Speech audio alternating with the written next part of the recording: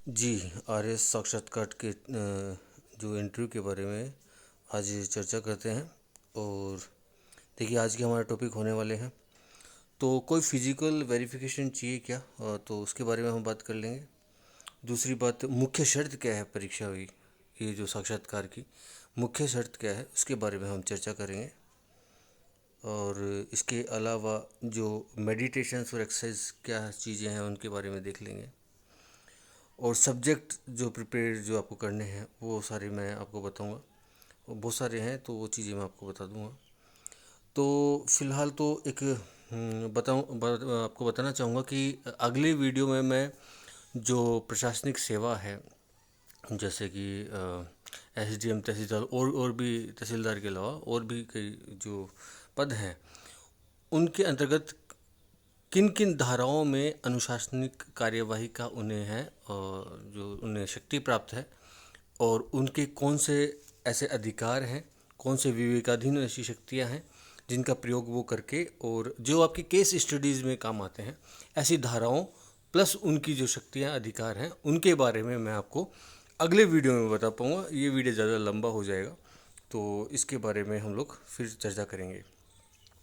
अच्छा, जैसे कि इंटरव्यू में मान लीजिए एक प्रश्न पूछा जाता है आपसे, और हाँ, वो जो जो सब्जेक्ट जो मैं बता रहा था कि आपके कौन से सब्जेक्ट्स आपको तय करने, वो काफ़ी 9-10 के आसपास सब्जेक्ट्स हैं। वो थोड़ा थोड़ा देखने हैं उनको, और वो हम विस्तार से बात करेंगे शॉर्ट्स में, शॉर्ट जो सब्जेक्ट टॉपिक्स हैं उनके बारे में।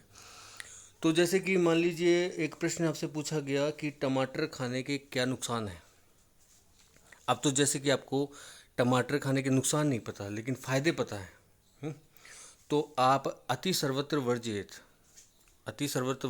जैसा कि उसमें आता है ऑक्जेलिक एसिड, जो कि हमारे ज़्यादा खाने से, है ना, ज़्यादा खाने से हमारे लीवर को अफेक्ट कर सकता है। उसके अलावा आप फ़ायदे बता सकते हैं कि फ़ायदे, जैसे आपको नुकसान नहीं पता तो फ़ायदे तो पता है कि फ़ायदे बता सकते हैं। जैसे ब्लड के लिए अच्छा है, हार्ट के लिए अच्छा है, स्किन के लिए अच्छा है, उसके अंदर जो है विटामिन सी और जो ये लाइकोपिन जो एंटीऑक्सीडेंट आते हैं वो उसकी मात्रा अधिक है। तो इस तरीके से आप चीज़ें बता सकते हैं। जैसे कि मतलब आपको किसी राजा के बारे में, जैसे आपको उदय सिंह के बारे में नहीं पता तो कम से कम महाराणा प्रताप के बारे में तो पता है। जैसे कि आपको करमचंद गांधी जी के बारे में नहीं पता लेकिन महात्मा गांधी जी के बारे में तो पता है। तो आप या तो क्वेश्चन, वो हम लोग विस्तार से चर्चा करेंगे सारे टॉपिक्स पर मैं आपको जनरल से बताऊँ। अब इसमें सबसे इम्पोर्टेंट क्या रहा है जी, जो जो भी मैंने बताया, अति सर्वत्र वर्जित, ये एक ऐसी लाइन है जिसको पकड़ लीजिए आप।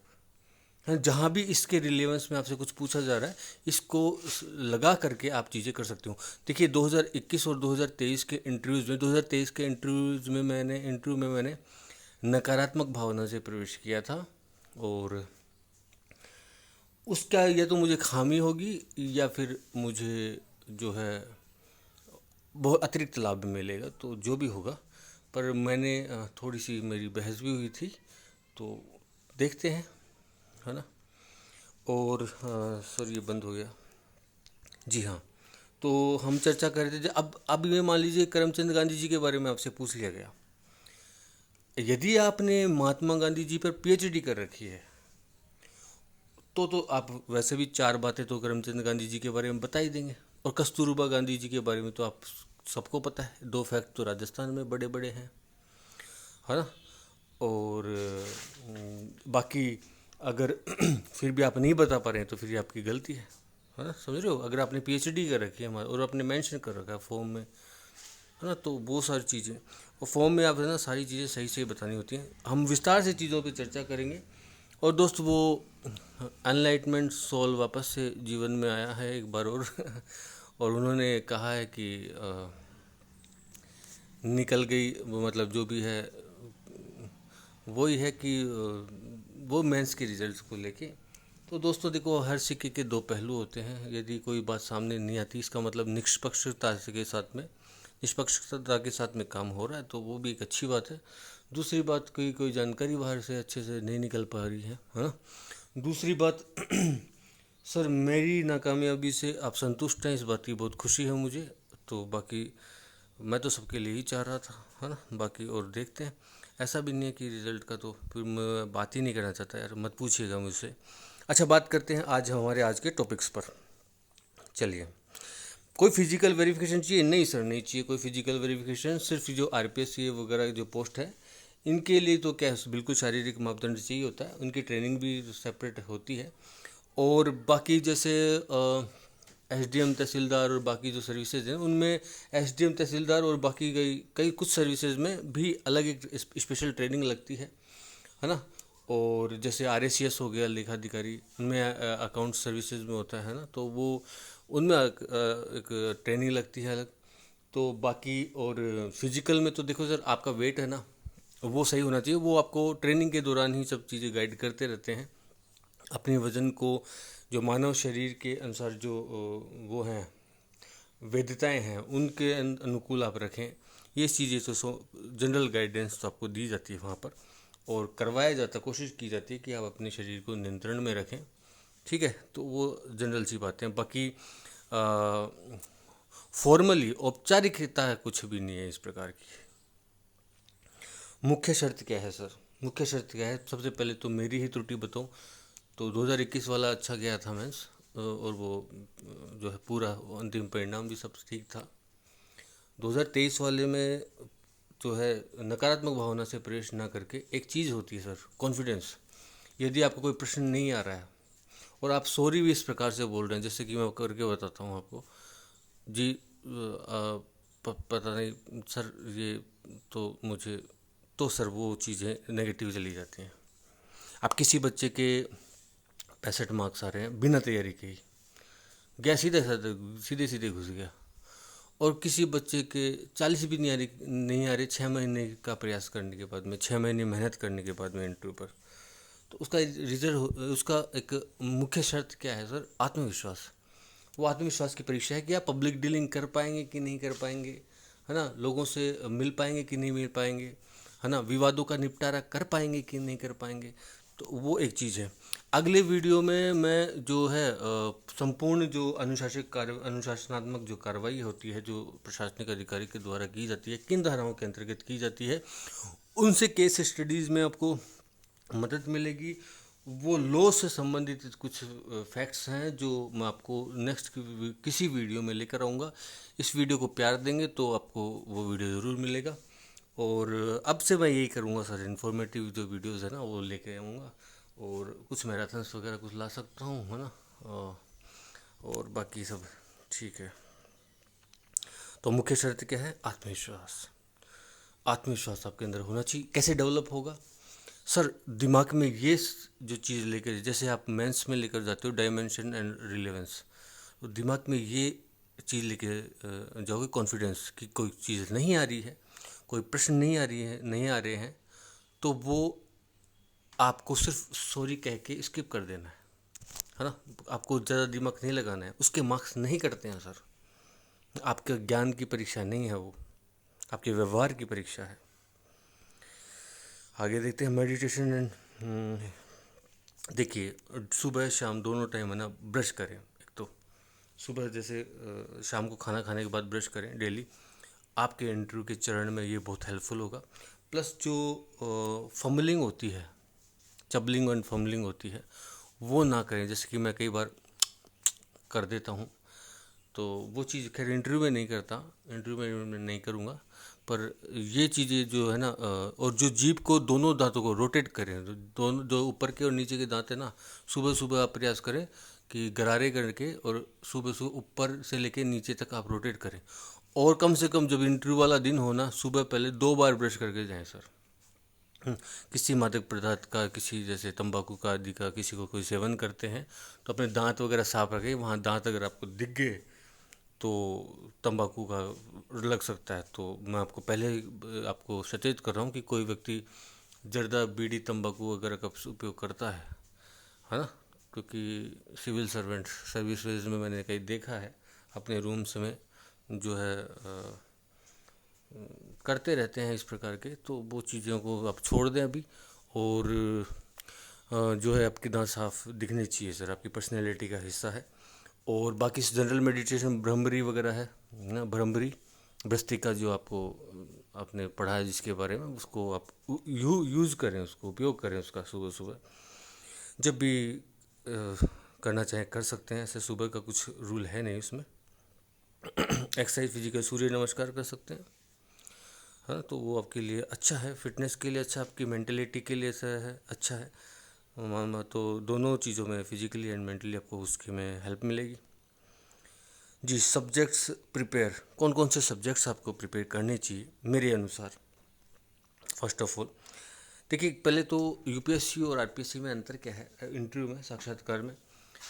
यूपीएससी का कोई मुझे कोई एक्सपीरियंस नहीं है, पर प्रीलिम्स दिया था, बाकी एक्सपीरियंस नहीं, इंटरव्यूज़ वगैरह देखता हूँ।